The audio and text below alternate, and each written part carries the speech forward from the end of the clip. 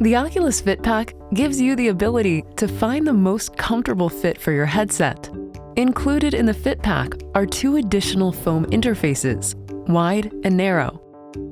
To get started finding the most comfortable fit for your headset, remove the standard facial interface foam that came pre-installed and select either the wide or narrow facial interface. Install the interface by pushing gently until it snaps into place. We recommend using the headset with the new facial interface for 30 minutes, and then select the one that was most comfortable.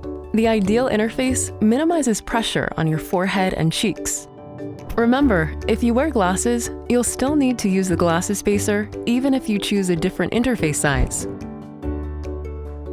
The light blocker will block out unwanted light that can enter around the nose area of the headset. The left and right light block aren't the same or interchangeable. Start by inserting the right light block. The hard plastic side attaches over the lenses inside the headset.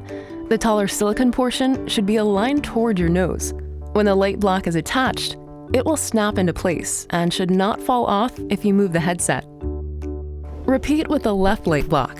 And again, be careful to align the taller silicone portion towards where your nose will be. The first time after installing the light blocks, put your headset on carefully.